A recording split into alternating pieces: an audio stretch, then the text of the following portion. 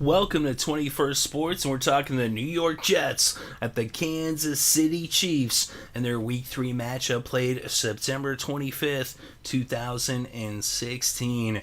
And what a spanking this was, as the Kansas City Chiefs dominated the Jets in what was one of the most dominant performances we've seen in a long time. The Jets, one of their worst games in the last 40 years. The most turnovers that the Jets have had since 1976. Talk about a spanking.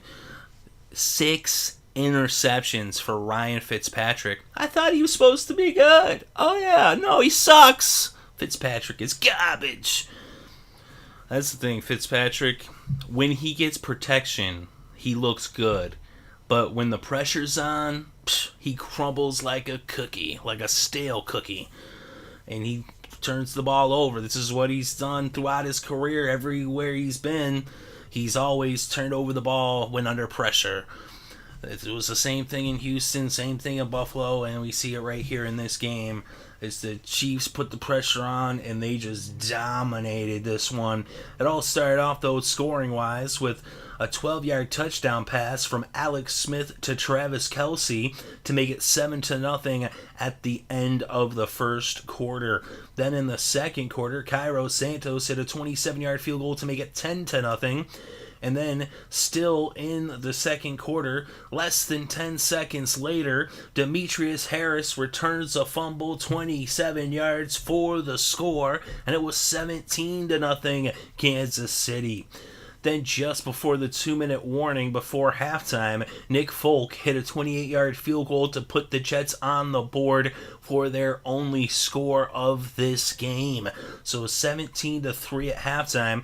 It was scoreless throughout the third. Then in the fourth, the Kansas City defense scored for the second time this game. This time it was Derrick Johnson returning the interception, 55 yards for the score. The pick six with the extra point made it 24-3 as the Kansas City Chiefs win in a rout. A very dominant performance by the KC defense as their defense outscored the Jets offense all by their lonesome. Of course, even that first offensive score by the Chiefs was really all they even needed, was that 7 points, but the defense said, hey, we'll add a couple more scores just to make it a little more comfortable. But what a dominant performance by the Chiefs. Like I said, 6 interceptions. They forced 8 turnovers. Fitzpatrick, 6 interceptions. He also fumbled the ball once, but he did recover his own fumble. But in this game, Alex Smith was 25 for 33 for Kansas City, 237 passing yards and a touchdown. And then Ware had 20 carries for 75 yards to be the game's leading rusher. Travis Kelce, the tight end for Kansas City, was the game's leading receiver with 6 receptions for 89 yards and a touchdown. And for New York, Ryan Fitzpatrick, 20 for 44, 188 yards, 0 touchdowns, and not 1, not 2, not 3, not 4, not 5, but 6 interceptions for Ryan Fitzpatrick. Matt Forte had 15 carries for 65 yards, and Bilal Powell was the leading receiver for the Jets. Their running back had 6 catches for 41 yards. He also had 4 carries for 30 yards, giving him 71 total yards on the game. Then we look at the defense. And the defense for Kansas City, they were spreading around. Marcus Peters had 2 interceptions. And then White, Sorensen, Johnson, and Barry each had 1 interception to make it a grand total of 6, which we've said a lot of times. We've said it more than 6 times that they had the 6 interceptions. But what a performance by that secondary and by that D. Of course, they had the 2 touchdowns, the fumble recovery, and the pick 6. But speaking of fumbles, Gaines and Zombo each forcing fumbles. And then we look at the Jets defense. Gilchrist did force a fumble. And then Lee, Richardson, Williams, and Malden each had a half a sack for the Jets. Really, the first downs, it was 18-17 as the Chiefs had one more first down than the Jets. And on third down, the Jets were actually 7 of 14, 50%, and the Chiefs were 7 of 15, 46%. On fourth down, the Jets were 1 for 2, and the Chiefs were 0 for 1. We look at total net yards, 305 versus 293 in favor of New York. And they actually had more net rushing yards as well at 117 versus 72. And you actually, looking at the net, rushing yards and the average rushing yards per rushing play, the Jets actually averaged 5.3 rushing yards per play versus 2.7 for Kansas City. So you got to wonder, why didn't they run the ball more? You can only wonder, as they threw the ball twice as many times as they ran the ball. Definitely not good play calling by any stretch of the imagination. We look at the penalties, 5 penalties against the Chiefs for 59 yards, just 3 penalties against the Jets for 15 yards.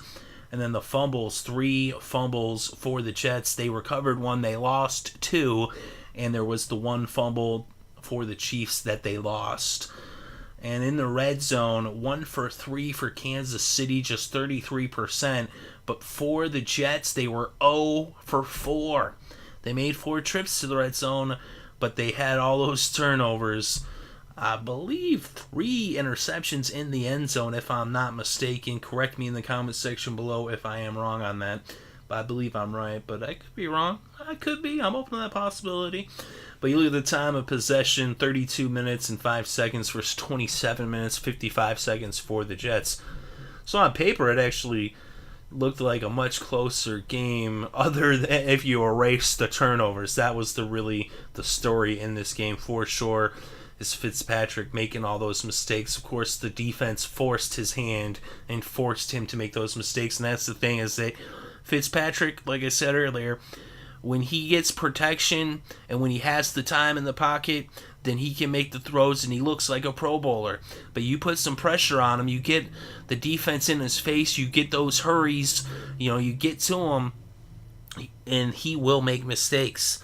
That's the thing, is that when he feels any kind of pressure, he just crumbles under that pressure, and he is very mistake prone when the defense gets to him.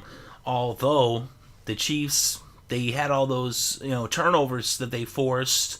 They didn't actually have a sack, though. They did not sack Fitzpatrick at all in this game. So they didn't have any sacks. There was actually, you had the 2 sacks against Smith, which were half sacks, but they did not sack Fitzpatrick. They did get in his face and they brought the pressure. But that was the thing. He was getting rid of the ball. Maybe he should have held on to it and just took the sack instead of forcing, those throws and getting picked off. But let me know what you think in the comments section below. Definitely interested to read your thoughts and opinions. Thank you very much for listening. It is greatly appreciated. And let me know which plays and performances stuck out to you. And I hope you had a good day and had a great weekend and enjoyed all the sports.